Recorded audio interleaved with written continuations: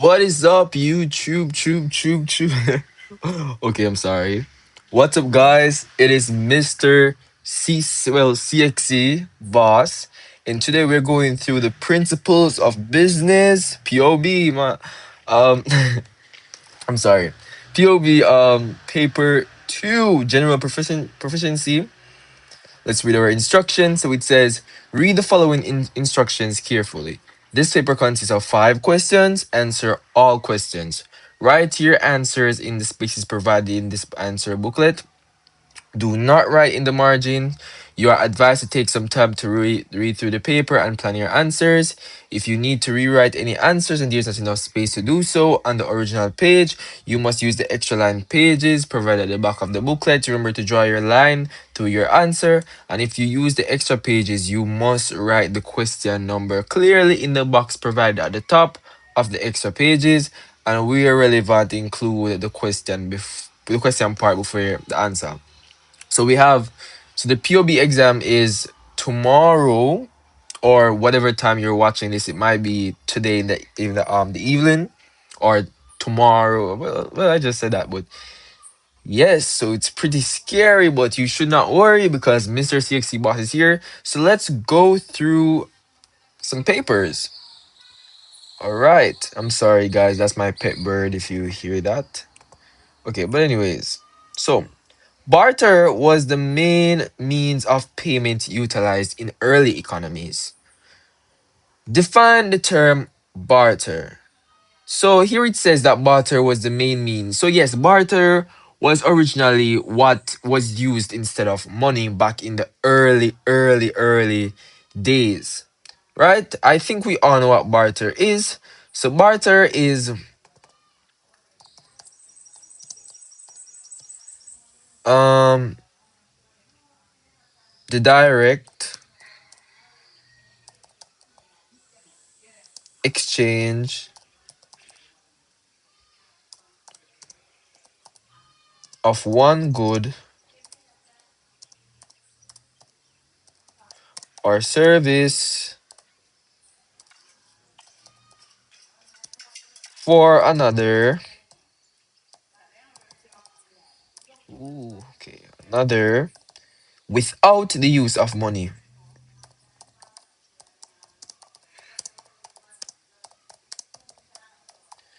There you have it. So barter is the direct exchange of one good or service for another without the use of money. So um example is trading. Trading. So for example, let's say that you have some nice shoes and I have the brand new iPhone 17. Is well, that's kind of a wonky trade. Okay, let's do something. That trade is kind of um not good. So here there's also um a problem. So that's also a disadvantage with the barter. But before we get into disadvantages, let's kind of more so talk about what it is. So let's say that I'm a farmer, or both of us are farmers. So I may exchange yam for fish, right? And we do that in a direct exchange without the use of money. So I'll give you my yam and you give me my fish, and it squares off. A deal's a deal. So here we have a question. Outline one disadvantage of barter. So as I was saying, um, there's plenty of disadvantages when it comes down to barter. One of them is the unfair trade of goods. As I said, a shoe and an iPhone. I think it really depends on the type of shoe that we are exchanging. It can't be any sloppy shoe. It can't be any tear up shoe. It can't be any old shoe. It can't be outdated shoe from my brand new iPhone. So that is one, the unfair exchange of goods. So that could be a disadvantage.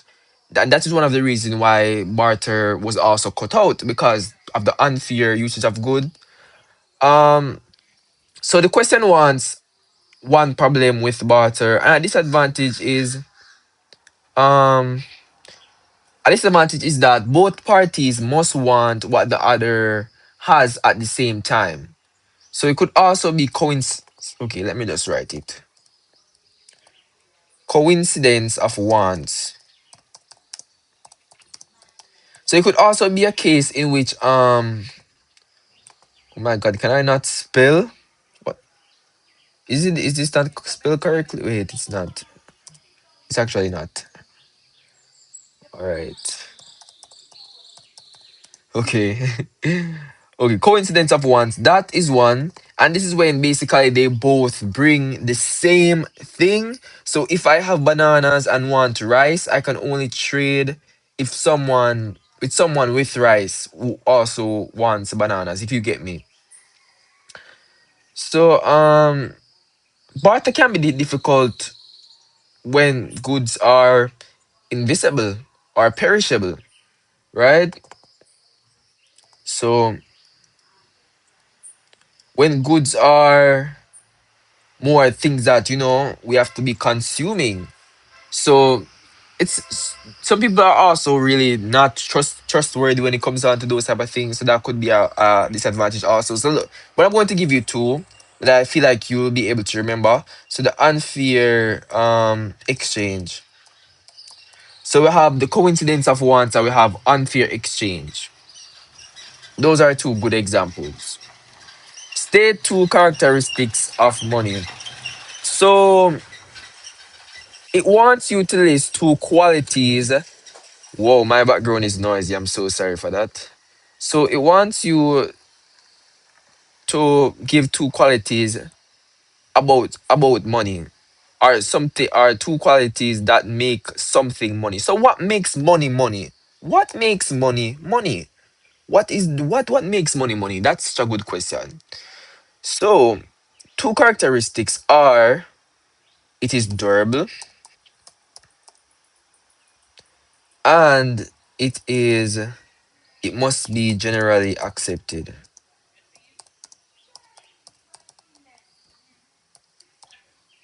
Ooh. Sometimes I feel as though like I'm dyslexic. Accepted. Okay.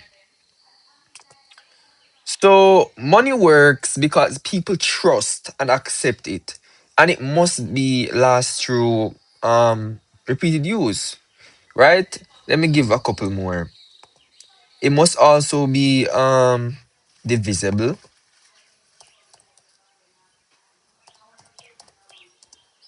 What what's wrong with what how that was spelled? Guys, it seems as though I should be divisible. Oh, there's an I. The I is supposed to be right here. Oh my gosh. And also another example can be that it's scarce. If everyone has money, then what value does it have? So it has a type of value also. What is wrong with me? Okay. So here we have durable, it must be generally accepted, divisible, and it has to be scarce. Okay. Let's go through some more. So figure one shows a diagram of a check. So we see here it's from Sunshine Commercial Bank, payment of order of ABC traders. Right. So it says identify the drawer of check of the check in figure one. So it's asking for the person who is the one who is drawing the money. And we see right here that the only name on this paper, which is right here. Well, this is kind of a name, but they aren't drawing the money. It says pay to the order of, so they are the one paying, and this is the bank that the transaction is being taken place. So the only other name is here. So they would be the one paying. Kimani Clark. What is that's how it's spelled? Whoa. Okay. Yes. So that would be Kimani Clark. So they are the ones who is paying. Then it says identify the drawee. And That's basically asking, it wants the institutions that is paying the check, right? So that would be, so the drawee is the bank ordered to pay the stated amount. So if you're confused about the term drawee, so that is the bank ordered to pay the stated amount. So you're given a stated amount, right? So the drawer has to draw from the drawee. So what many people confuse about, and what I always see on papers, is that they will probably write ABC traders.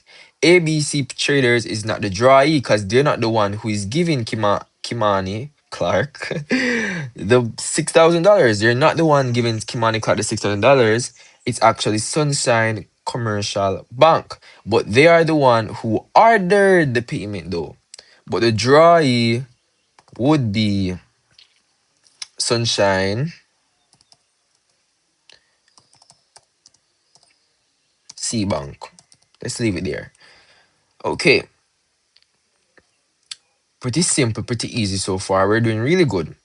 So here it says, list three instruments of payment other than checks used in modern economy. Okay, so checks is also an instrument of payment. So what do they mean by instrument of payment? What are they trying? What are they asking? So it wants you, or it wants three ways of paying others than checks. The thing about CXC is that you guys should really like read the questions with like a good, well, how can I say this? Like try to understand. They like to ask questions and they'll make it as complicated to answer, but it's like the simplest thing you've ever heard. So it's basically asking you to list other ways in which you, so if there's any question, if there's any question, oh my gosh, what's wrong with me today? If there's any question that asks you to list instruments of payment, or how, or the methods, or whatever they may ask, it's just asking you how can you, what are some ways in which you pay others.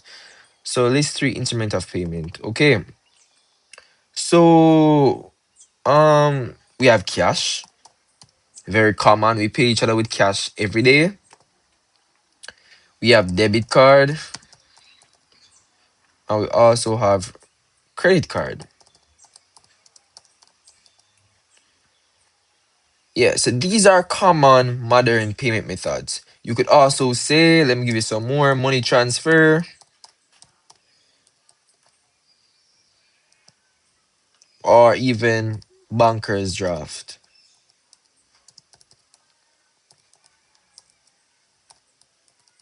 So remember, whenever they ask you for the instruments of payment, they're just asking you how do you pay people in this modern day, right? Okay, let's go. All right. C. Differentiate between each of the following pairs of terms. So we have private sector and we have public sector. Okay, so what this question is basically, so this question wants to know the difference between the two sectors.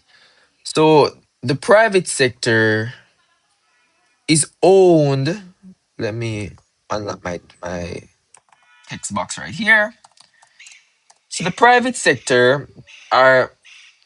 private sector is owned and controlled by individuals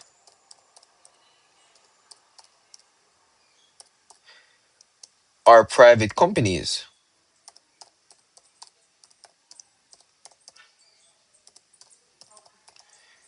Here you go. The private sector is owned and controlled by individuals or private companies. And so while public sector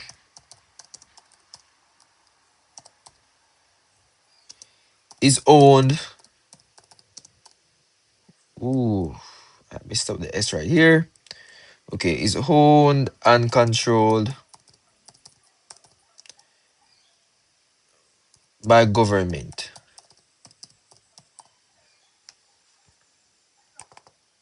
So that's the difference between them. So the private sector is owned and controlled by individuals or private companies, while public sectors are owned and controlled by the government. So ownership and control is the main distinction between the two, right? So private sector is owned by individuals, while public sector is owned and controlled by government. So for example, a supermarket would be private sector and a government hospital is public. Okay. Now we move on to private limited companies. So we should differentiate between private limited companies and public limited companies. Okay, so the difference between the two. First and foremost, a private limited company,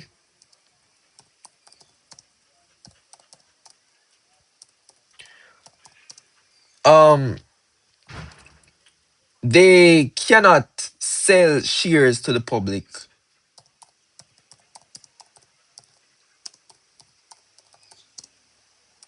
Shares to the public. What else can they do? To the general public. Let us um elaborate. So they can't sell um shares to the general public, while in the case of public limited companies,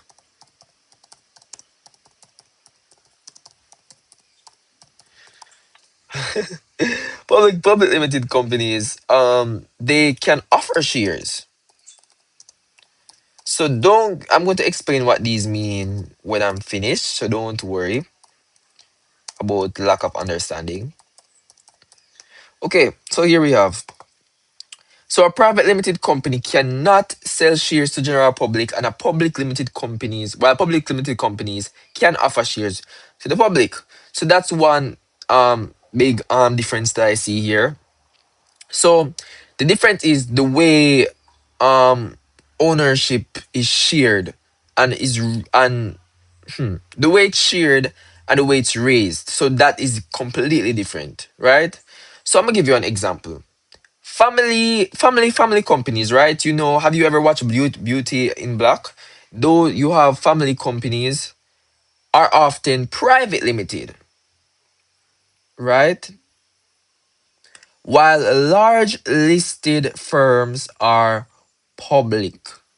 So just remember, private limited company cannot sell shares to the general public, while public limited companies can offer shares. I think this is pretty easy to remember.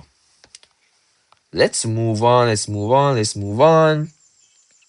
So here it says explain one disadvantage and disadvantage to the society in a mixed economy when compared with the society in free enterprise capitalist economy. Okay.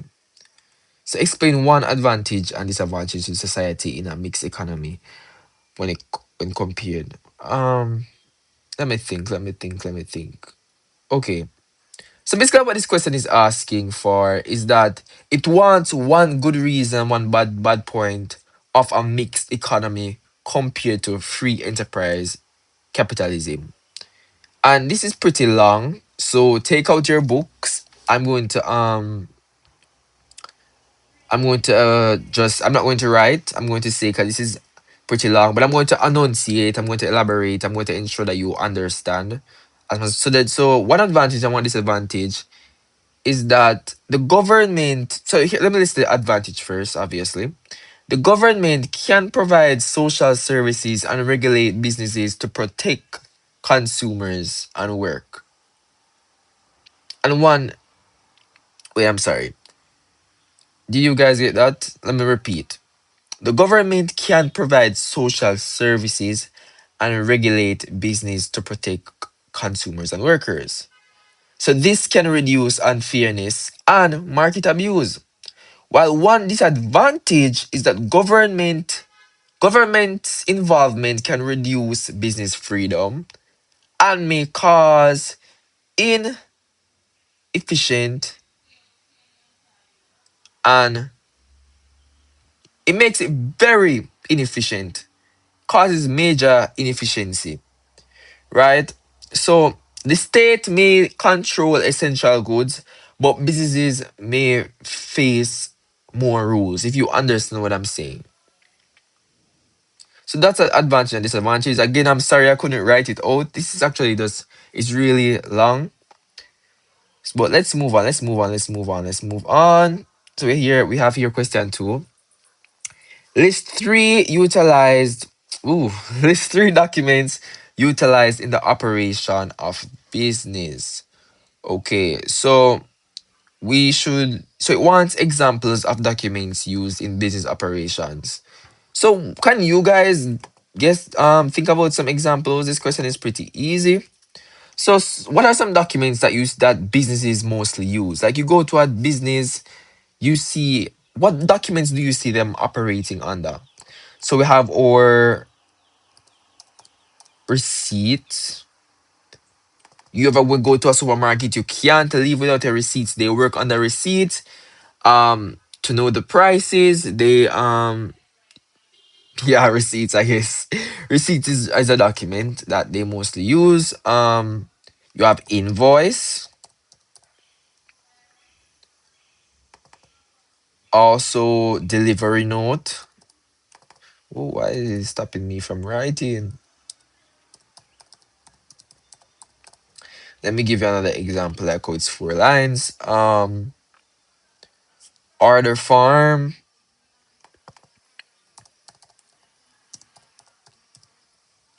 Yeah. So these documents help record transactions and goods movement. So it allows us to see where goods are being sent to, where goods are being bought from, where it is being brought to. Right. So here we have um this question. And it said, state three reasons why it is necessary to keep proper records of business transaction. Whoa. I was just about to say that I'm going to dictate, but I'm not going to dictate. Let's actually write this one. Since it's state, so that means that we don't have to really write much. So let's start. So we can show proof. So it's good because it shows proof of transaction.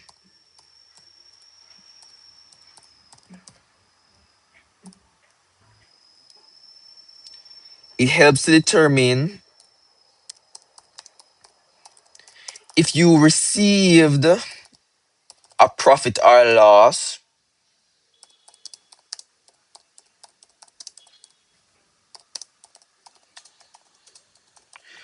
Okay. Ooh, that no, not removed. Oh my gosh. I'm sorry guys, I'm typing very fast. So it helps to determine if a profit or loss was um received. It also helps to assist with planning.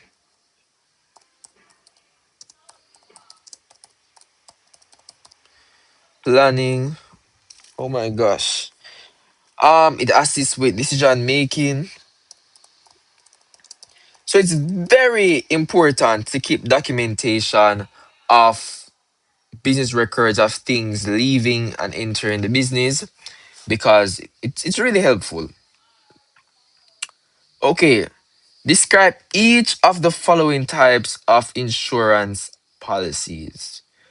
So the first one we have is public liability.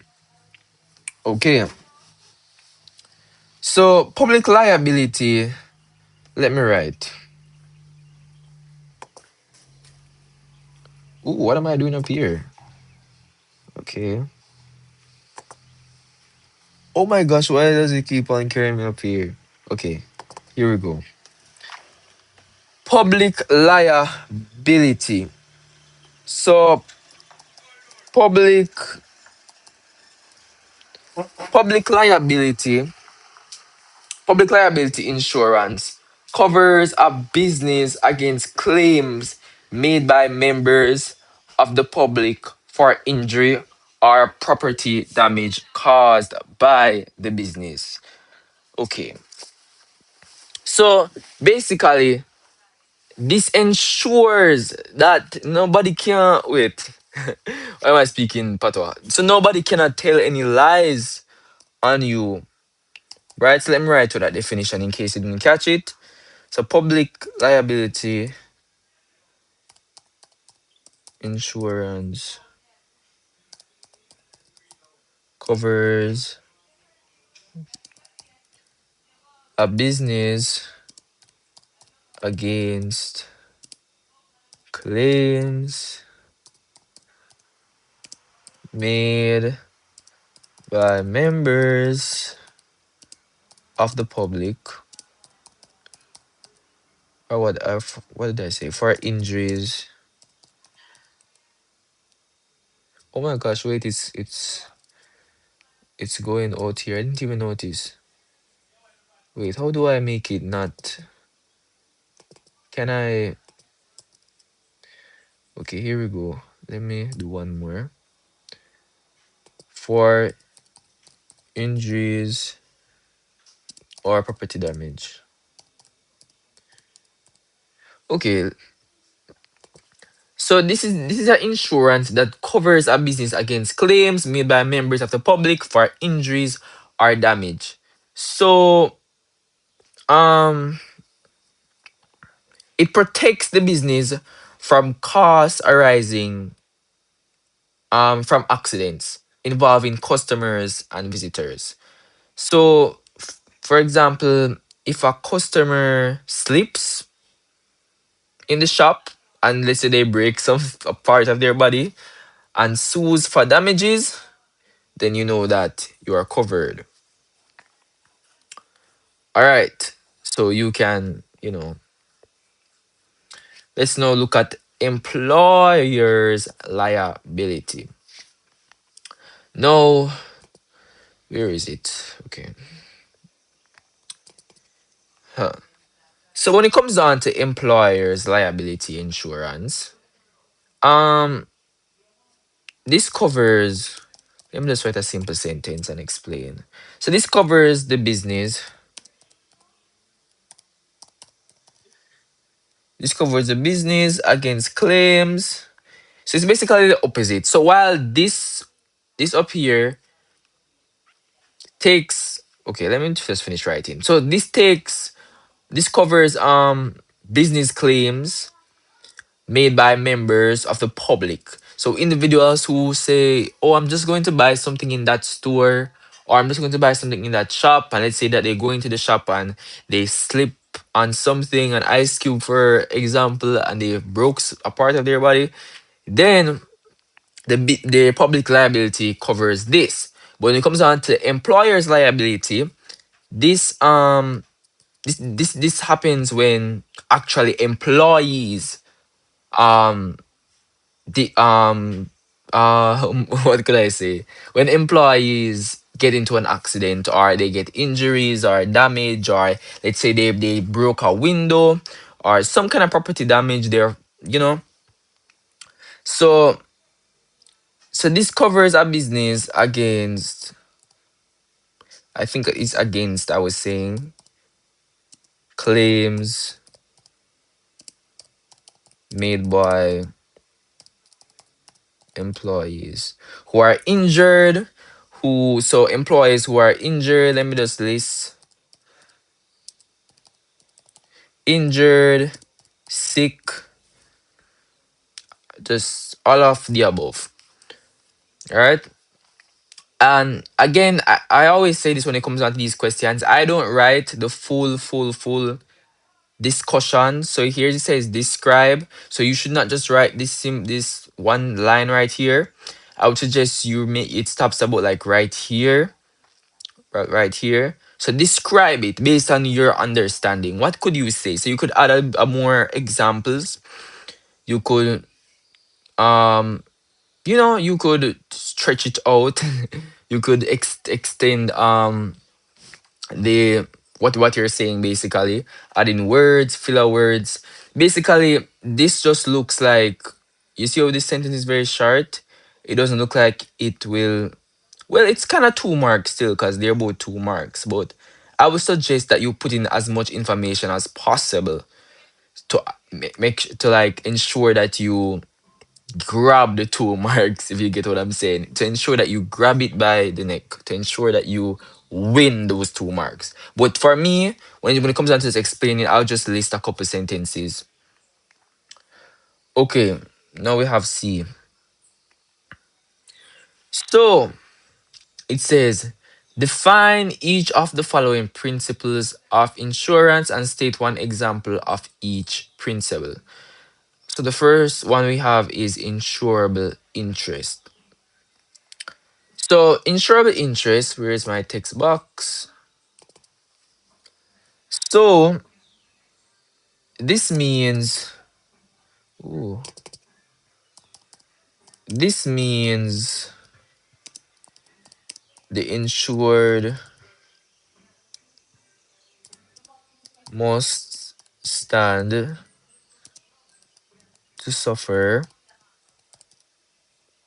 hmm, suffer a financial loss.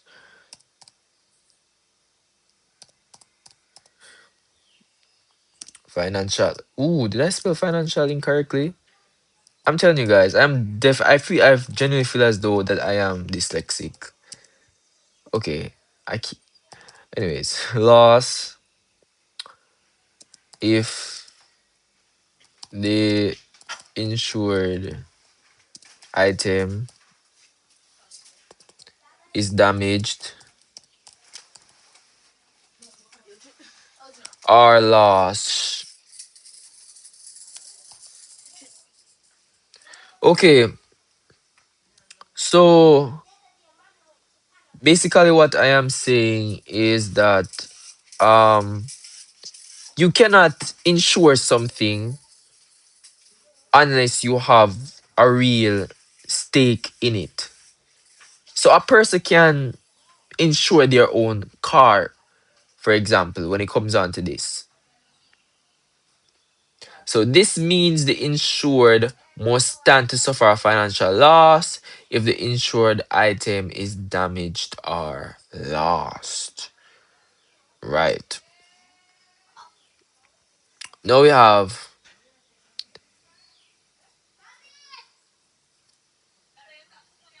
so what does this mean? We reach on to this question. What does this means? So this refers to um what could I say that is simple as possible that you guys can understand? So indemnity means insurance should restore the insured to the same fine and financial position. Guys, bear with me. I'm kind of uh what did I spell financial wrong again? Oh, I'm like, who is Francis? Oh my god. All right. I can spell. I promise. I promise, guys. I swear. All right. Position. What else could I say? And they finance position they were in before the loss.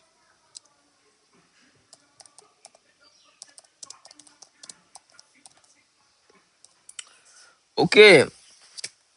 So insurance compensates for actual loss. I think we need to remember that always. So insurance compensates for actual loss. Always remember that. So for example, if stock is worth 10,000, let me illustrate that. So if stock is worth 10,000, oh my god, this is 11,000. Guys, I promise I'm not dyslexic. I promise. I promise. I promise. All right. If stock is worth 10,000 and that gets destroyed, the insurer pays up to that lost amount. Potato, potato. So that's all that means. Now we have a essay right here. A three we have an entire book to read. Let's go. So Mr. Cole has a phone that he would like to sell to his 13-year-old neighbor, Ralph. He approaches Ral, who is very excited about the phone, and although the phone is expensive, it is the latest in series. Ral tells Mr. Cole that he could not only he could only deposit half of the agreed price, and he would pay the balance at the end of the month. At which time, Mr. Cole would deliver the phone to him. Ra's mother hears of the transaction and tells Ra that he recently received a phone and so should not have agreed to purchase another one. She goes to Mr. Cole and asks that he immediately returns Ra's deposit. Mr. Cole blurt. Ooh, there are so many mosquitoes in my room. I'm sorry. Mr. Cole bluntly refuses and insists that he had a contract with Raul and that he would sue for breach of contract if Raul did not go through with the agreement. Whoa. So letter I question says that we should identify the principle of contract relevant to the case below. So it wants the contract principle shown in the case, and the principle that was shown um is called, I think it's called capacity. I was talking to somebody about this the other day. Capacity to contract.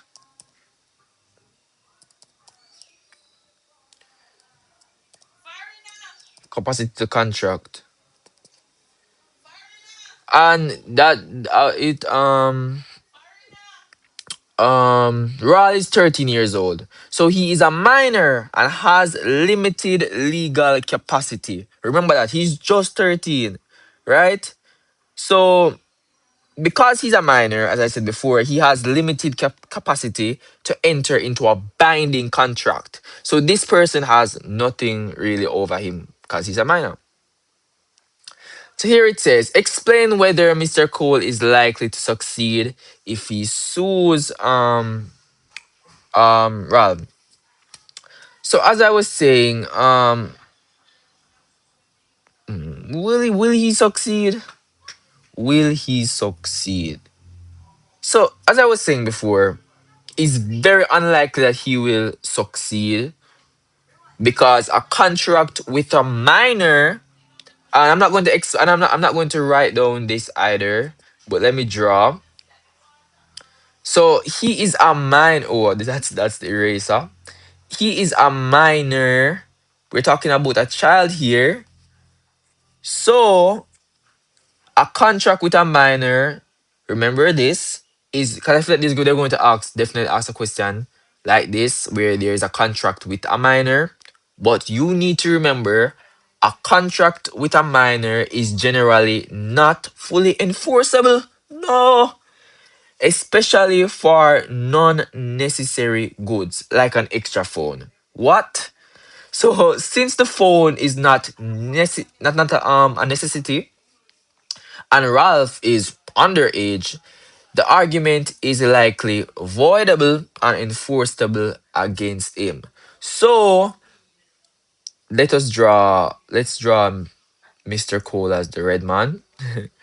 So Mr. Cole will not, it's very unlikely. It is very unlikely that this case that he's putting against a 13-year-old boy will succeed. So cause he's a minor and those cases are not um enforceable. So remember that. So let's read. We're here now on this question, which is suggest two actions the parties could take to peacefully settle the dispute without going to court. Let's think outside the box. So put yourself in the shoes of these people. What are two actions? This is basically like kind of like people who do social studies. You're supposed to be good when it comes down to suggestions. So, what are two suggestions that we can give to these parties that they could settle the dispute without going to court? So, there could be a negotiation.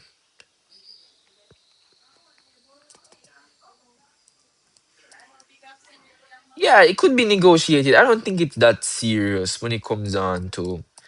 It's not a necessity, as I said before. A phone, it is not that serious. And plus, it's a 13-year-old boy. Why are you bringing a 13-year-old to court? I feel as though that, like, even if like a smaller child, a 3-year-old child, told you something, would you bring them to court?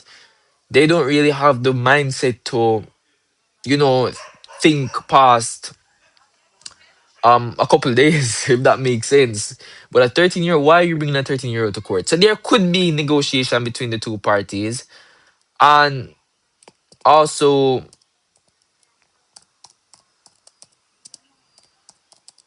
a decision made by a third party. So maybe someone else could make a decision and share with us.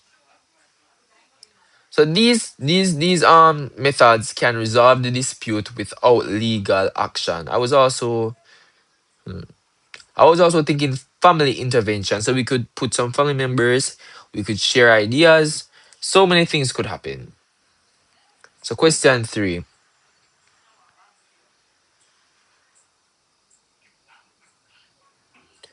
All right. So, business engage in public relation activities to boost their image. State three forms of public relation activities in which businesses engage. Okay. So it says state. So I'm just going to state them. I'm not going to really elaborate on them as much. Um so we can have a sponsorship. We have sponsorship, donations, or charity.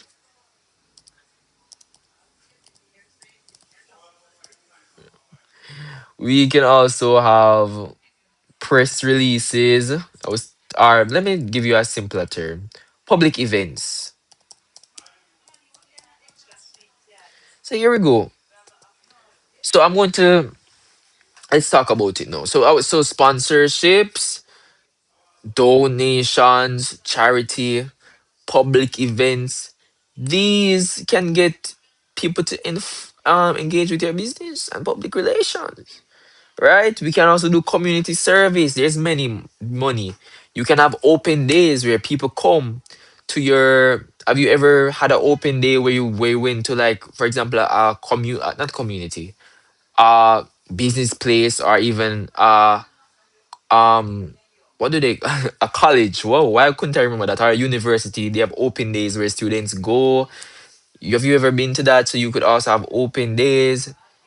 um Community, you can do community service, sponsorship, donations, public events. All of these you could do to boost your image. So remember, to boost your image, you're trying to get people to, like you, right? So we could do sponsorships where we give people we give people money, donations which we also give people money, and public events where we also give. So yeah, describe each of the following methods of what is this? Anyways, describe each of the following methods of promoting sales. So first we have loyalty points. So loyalty points are this refers to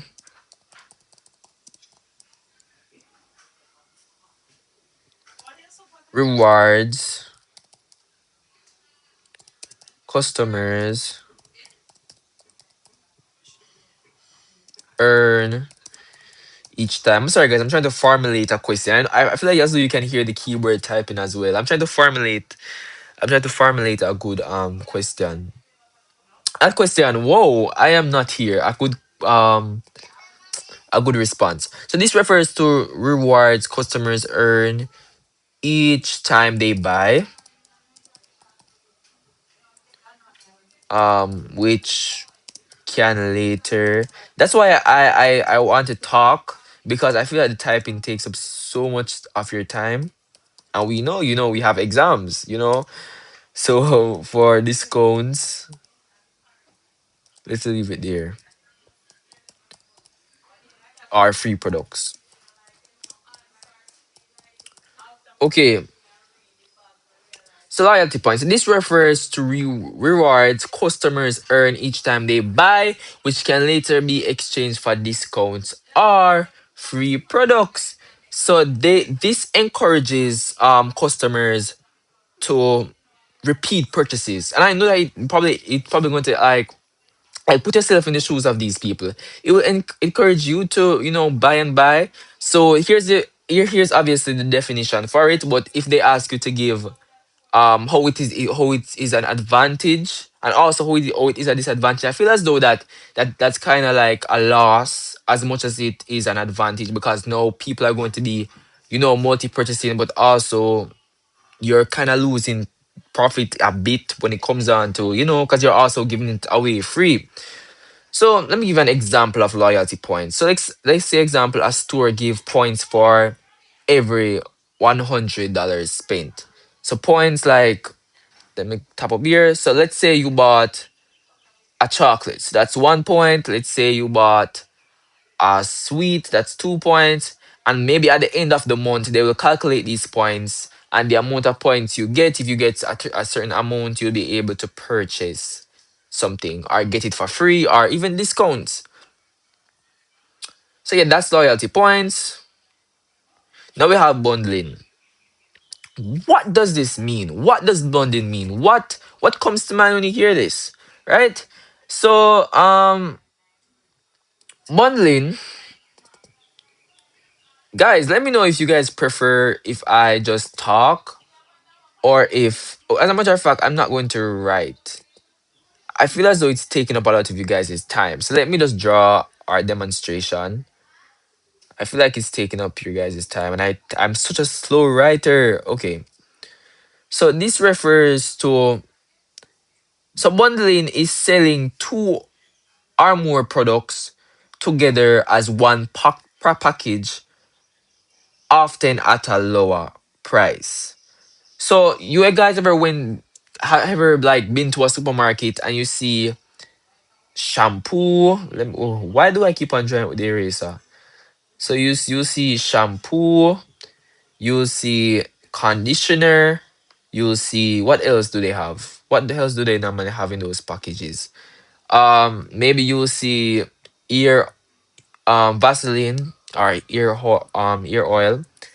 Um, Maybe a perfumes, and they're all bundled. Ooh, that's pretty big. But yeah, they're all bungled together, wrapped up in maybe gift wrapping or tape or something of the sort, sold together at a lower price than if you were supposed to add them up individually.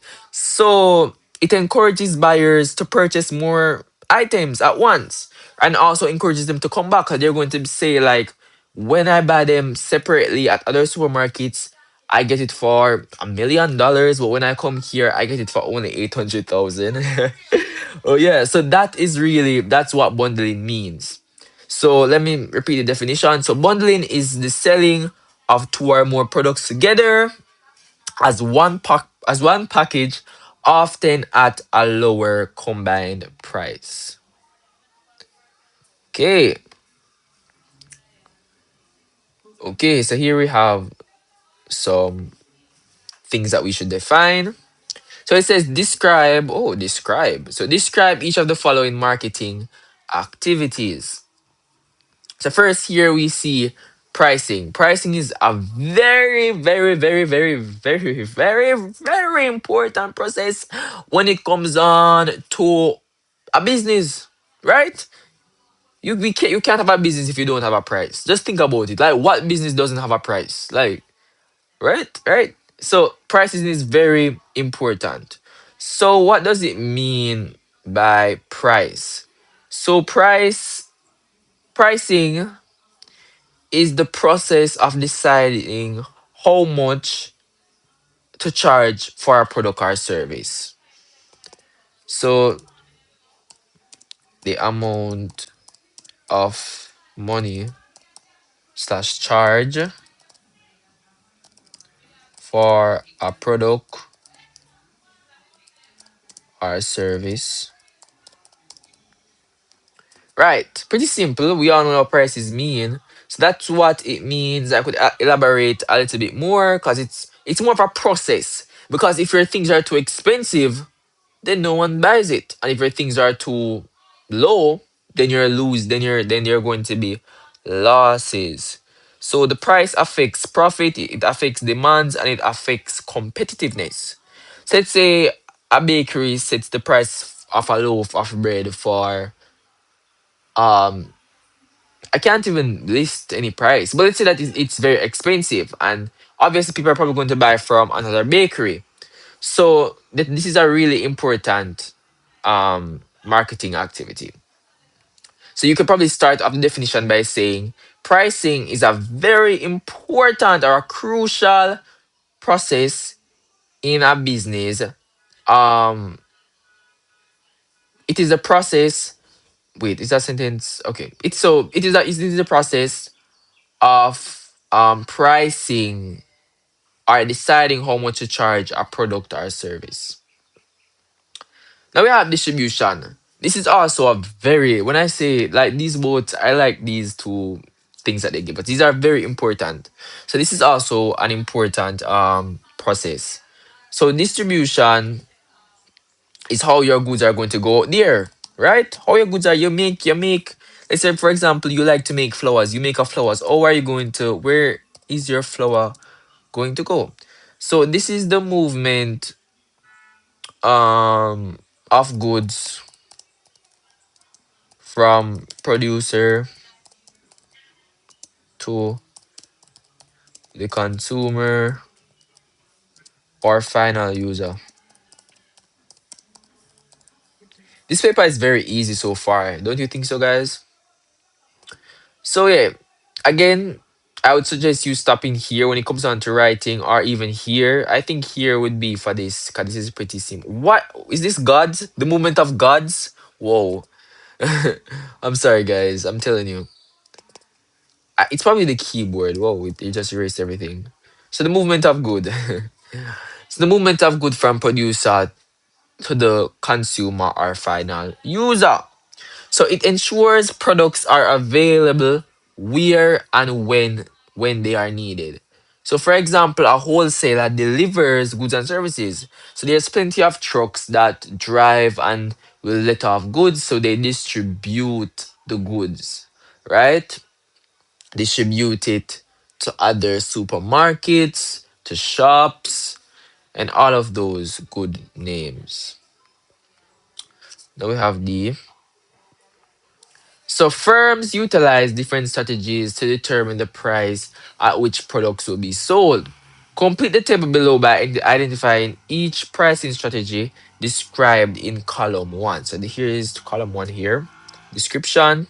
So Just Cool Beverages recently introduced a new line of lemon-based soft drinks with an introductory price below that of the similar products. Okay, let me get my text box. So what is this pricing strategy? So I'll say that this is percentage pricing, right? Or no, not percentage pricing. Wait. Alright, no, I'm mixing up the words. It's penetration. Penetration pricing. What? Where I get percentage from? That doesn't make any sense. So percentage pricing, I would say that this is this one. Because it's new products sold below competitors. Whoa. You see, I like, so that is like a pricing strategy. So when you're starting a business, they'll normally like price below they'll normally price below other competitors. Let's say that you're living you want to build your business and you build it in the middle of four other shops. All the other shops sell, let's say, a donut for over $100, and you sell it for $80, and you're still making a profit. Then people are going to come to you because people are always looking for the cheaper. So I'll say that's penetration pricing. All the bakers in some porters sell sugar bones at approximately the same price. Uh, Maybe I would say this is going rate prices.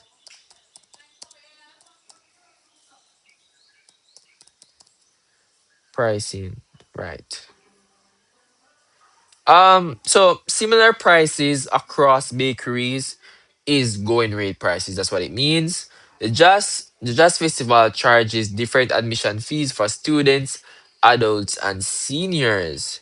So that is differential pricing. So those are the pricing strategies. So penetration pricing. So that is new product is sold below competitors. We have going rate prices, which means similar prices across bakeries. And then we have which yeah, other bakeries, yeah, similar prices across bakeries. And then we have differential pricing, which is different price for students, adults, seniors, and yeah, so for different age groups. That differential pricing. So those are the different type of marketing pricing strategies. Whoa. So here we have E, which says that we should examine the advertisement shown below. So it says, worried you won't ace your POB exam? Want to guarantee a grade 1 straight H? Sign up with Mr. Genos Extras Institute. Highly qualified, 20 years experience, success guaranteed of our money back conditions apply. So we have we have a number right here, and we have our email. Let's answer the question. So it says name the type of advertising shown um in figure 2. I would say that this is persuasive writing. Cause definitely we want to ace our POB exams, right? We definitely. So this is persuading me very. Um so this is a very type of persuasive advertising. I'm trying to think about if there's another word, if they're looking for a specific word for it. But all I'm thinking is persuade. I just persuasive keeps ringing in my mind. Because aren't all advertising persuasive? But yeah, this is more of a persuasive because oh, what am I doing? Because the minute I saw do you want to HRP exam, I started to get excited because who doesn't, right? Persuasive advertising. State the main objective of the type of advertising displayed in figure 1. So it's asking for the purpose of the ad. So the purpose of the ad is to persuade or to convince. I'm not even going to write this. So I would say that the purpose of the ad is to persuade. Yeah. So the purpose of this ad is to persuade or, you know, to convince. Did I not spell it properly? Whoa. To persuade or to convince the target audience to purchase their what they're offering, their service. Identify one group being targeted by the advertisement. I would say CXC students, Caribbean students, students who are sitting CSEC. So let's CSEC POB exam students. Um, Students who want a grade 1, POB students sitting. Well, it's basically the same thing. So CXC POB examination students are students looking to get a grade one. It could also be parents of students. It could also be parent of students also. Yeah, so parents could see this and obviously want their child to pass and contact their child or send their child to Mr. Genos or Genos. All right, next question. Suggest one effective communications medium that Mr. Genos could use to present advertisement to his target marketing. Whoa, this is actually really easy. So I would say social media. You could post on social media. Social media is what is trending nowadays when it comes down to promotion and marketing.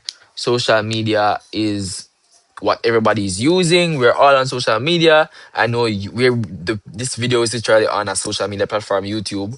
So, and I know that you guys are probably seeing ads also. So yeah, we all use social medias and ads are everywhere. You can't escape ads. Ads are on TikTok, ads are on Twitter, ads are on Instagram. So that's one of the most effective and fastest ways I think that Mr. Genius could present the advertisement. Some other examples could also be the old time things, I guess which is radios. Oh, this is not spelled properly. Radios. Oh wait, it is. So radios, posters putting up. We could also do school flyers. Yeah. But the most effective way I see it is social media, which is right here. That's the most effective way I can see that it could be spread easily. Outline one reason for the communication suggested. I just basically said that, didn't I? So yeah, so it's social media is effective because many students use it regularly and the message can be shared quickly at low cost. So if they ask you what is an advertising method that is effective that can definitely get out to millions of people and also quickly, social media. Let's move on to we're now at the last question. Question four. And before I answer this, I really want to tell you guys that you should subscribe to my channel. Whoa, subscribe to my channel. I cover not every topic, but the most common topics like POB, social studies, maths, English. I try my best to cover study the syllabus. I go to classes and people teach me and I come back to teach you in the best way possible so that you guys can pass your exam, because I remember that when I was at that stage it was very difficult, right? But I'm trying to simplify it as much as possible so that when you go you remember and you said, oh, we're not Mr. I'm still kind of young, but Cxc boss said this and Cxc boss said that, so you can implement it. So ensure that you guys subscribe, okay? All right. Outline two roles of transportation in marketing goods. Okay. Um, two roles of transportation could be um. So this question is basically asking. So it wants the functions of transportation in getting goods to the market. So it moves. Whoa, what is this? It moves goods from producer. It moves goods from producer and then it makes I'm sorry, it makes goods available in different places. I tell you guys, I'm very dyslexic. What's wrong with ave? Oh, it's not spelled properly. For real, for real, for real, for real, for real, for real. Okay, available. It's actually not spelled good for real. Okay, so it makes goods available in different places, right? So remember, when you guys enter that exam tomorrow, or if you guys have it today, if you're watching this video on the day, then yeah, Oh, did I explain this question? I don't think I did. So without transport, goods could not be transported widely, right? So yeah, so transportation is very effective. So it moves. So two roles of transportation, which is basically asking why, what are some benefits of transformation when it comes down to marketing of goods. So it move goods from one. I didn't finish. So it move goods from producer to consumer, and then it also makes goods available in different places. So let's say, for example, you make a DIY cup. You would like to see that DIY cup all around the world. People, oh my gosh, sorry. People admiring the cup. All right. B.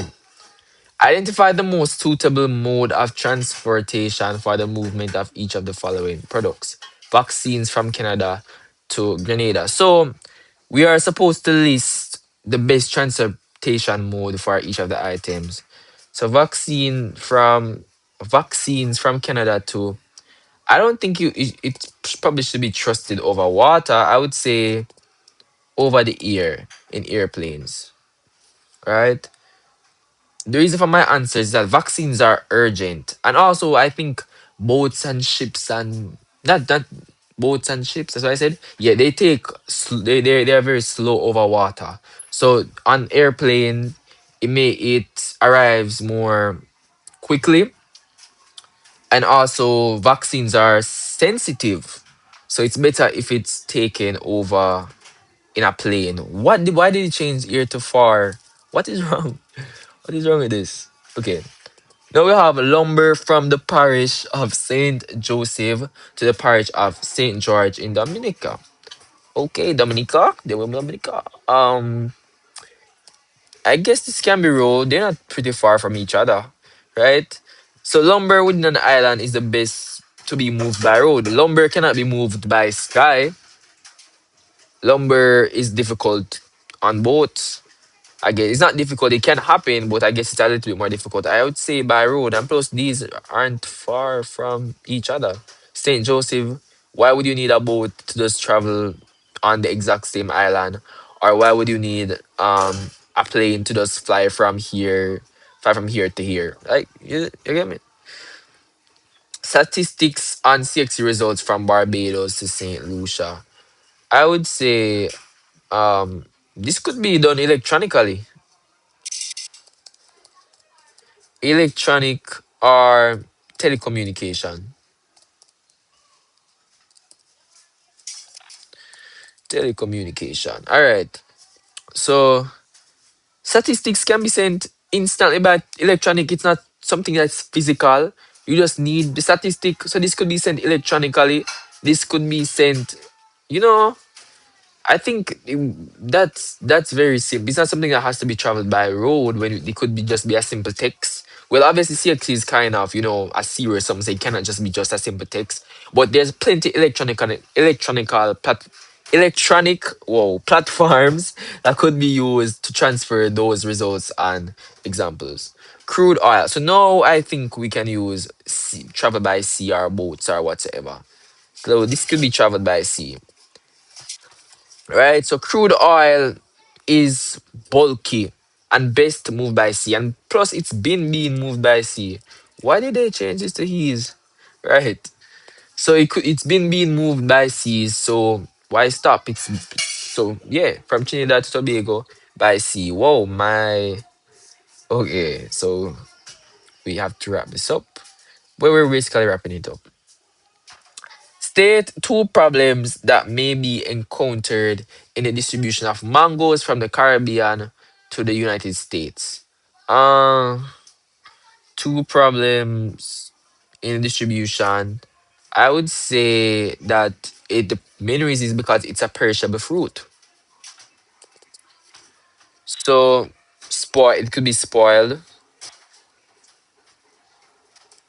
So spoilage and um delays in transmit. I'm going to explain what that means. That sounds pretty wordy, right? Delays in transmit. What could that possibly mean? Can I say transit? or custom clearance. Okay. Transit is spelled properly. What's wrong with this?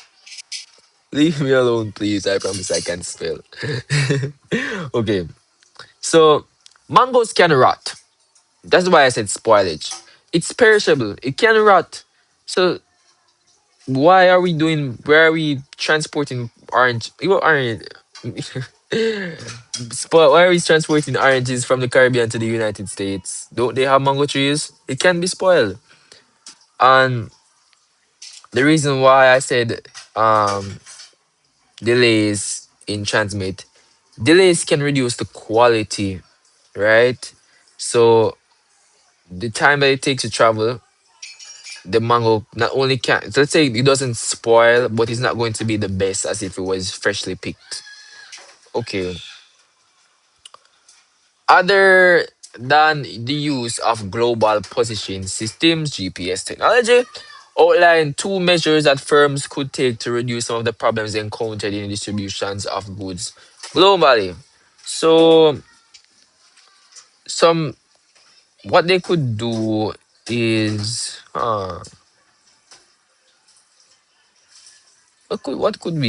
what could they do? So, I would say, um,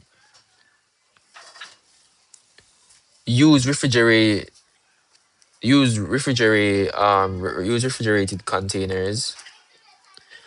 So containers that will preserve, kill, and bacteria from taking over. Or cold storage, yeah, I was thinking about that. So cold storage, right. Then the proper use proper packaging. The mangoes cannot be flying across the room on the plane. So proper packaging and labeling also. So cooling preserves. That's why we use refrigerated containers. Cooling preserves perishables, while packing, I guess, removes or reduces damage and helps handling.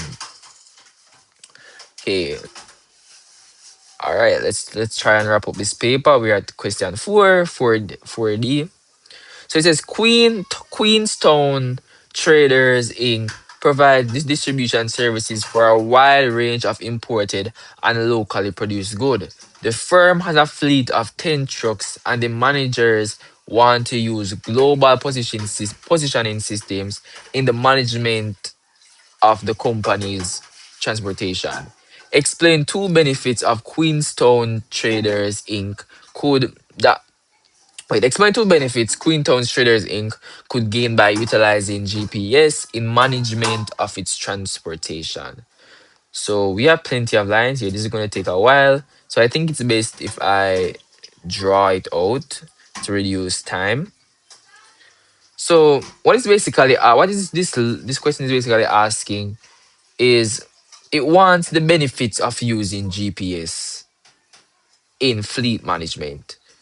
So GPS increases control, it increases efficiency, it decreases accountability. It can also reduce theft and improve customer service, right?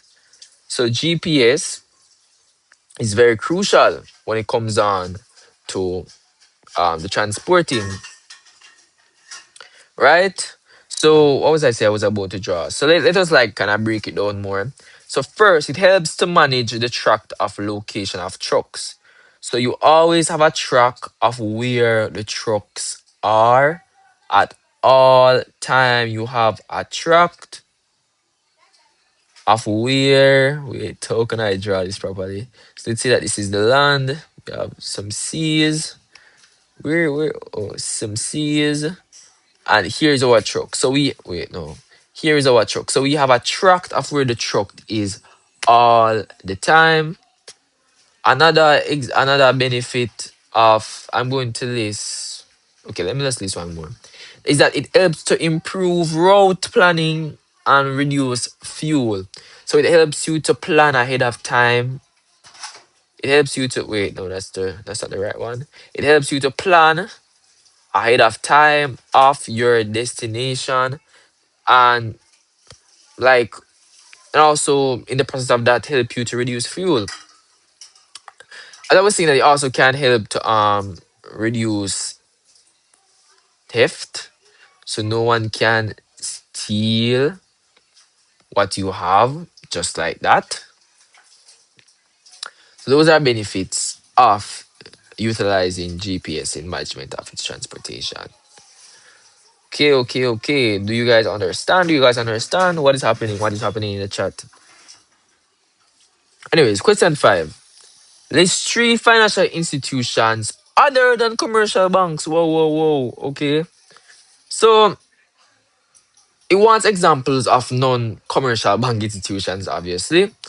And let us list that. So we have credit unions. You know what? Handy credit union. We have insurance companies.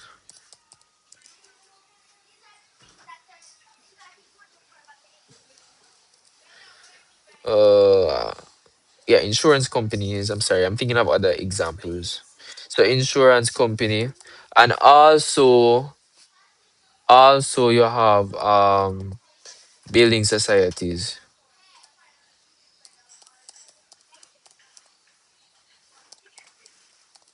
Yeah, it's a building society. So these institutions also handle money and saving in many different ways. Some other alternatives could be merchant banks, development banks.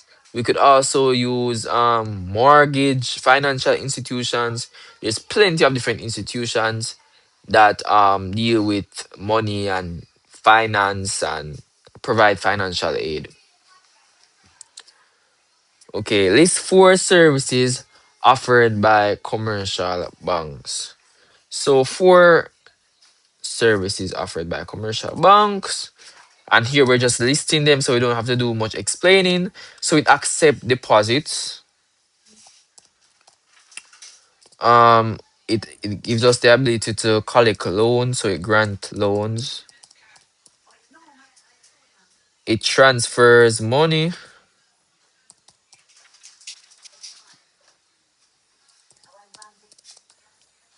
and it what's another one I can say?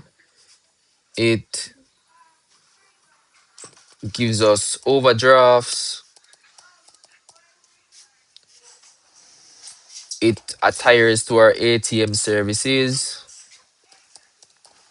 I'm giving you more than 4. It allows us um the ability to um exchange, so foreign exchange. You can also have that it provide check-in facilities, so when you have checks you can go there. So those are some services that are offered. Outline one difference between saving and investment. So savings are money. All right, this is a pretty wordy statement. So saving our money set aside for future use, with little or no risk. While when it comes down to investment, wait, I'm trying to edit this. Investment involves putting money into assets or ventures. Assets or ventures, what could I say? With no with the exception or expectation. So with the expectation of earning in eating, because I'm sorry, I'm not looking at this now while I'm writing. I'm looking at the keyboard. So earning in return. So saving is so saving is money set aside. Our savings are money set aside. But saving is money set aside. Um, what am I doing up here? Whoa.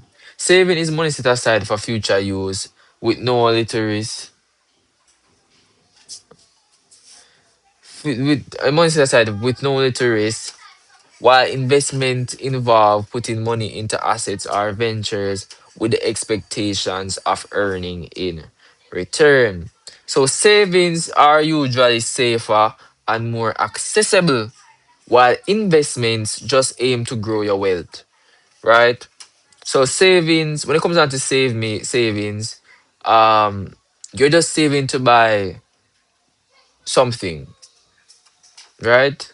When it comes down to investments, you're trying to grow your wealth. So it's aiming, it's just the aim to grow your wealth. So identify one form of savings and one form of investment.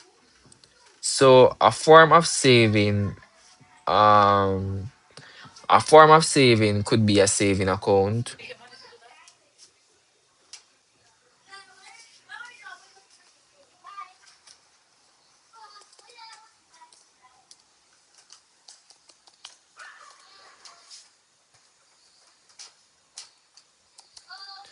Saving account, while a type of investment could be shares or stocks.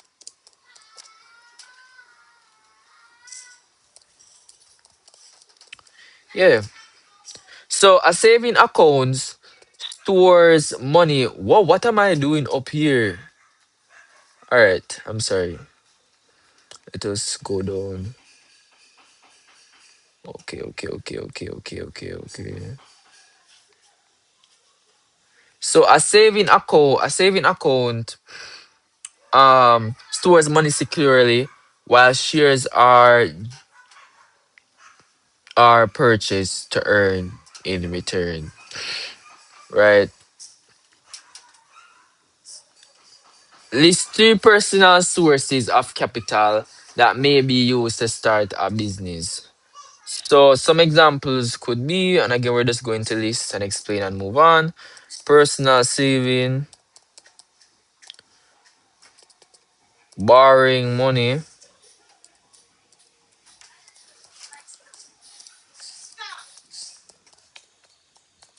within a family,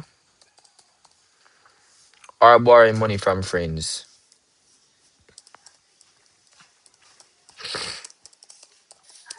So these are common personal ways to raise or start up a capital. So it's basically asking you what it wants money sources. So what are some money sources from owners or personal contacts that you can use to start your business?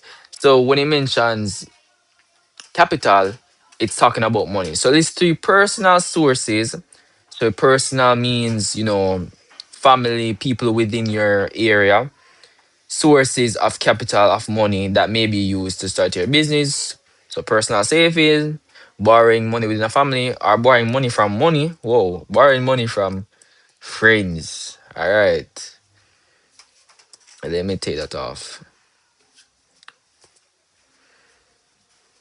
E. Is this the last question? Which is the last question. So the bank's family is struggling financially. A close family friend advises the family to consider preparing a personal budget. Explain two benefits that the bank's family could gain from preparing a personal budget. So two things that they could get is a budget. So um the question is basically asking, it wants advantages of budgeting for a struggling family, right? What are some ways? What are some ways in which we can struggle, in which we can support a family? So, or which budgeting can help a family. So, a budget helps a family control spending and avoid unnecessary expenses. A budget also helps the family plan for bills, debt, and wait, bills. What I said, bills, debt, debt repayment, and savings. Okay. So budgeting shows where money is going and it helps to prioritize essential needs, right? So budgeting is really, really, really, really, it's really, really useful. Really, really useful when it comes on. So, I'm back up here. But we're done. We're finished. So thank you guys so much for watching this live. It really means a lot. Ensure that you subscribe because I'm going to be covering a lot more subjects. And yeah, this is the CXC boss signing out. Thank you.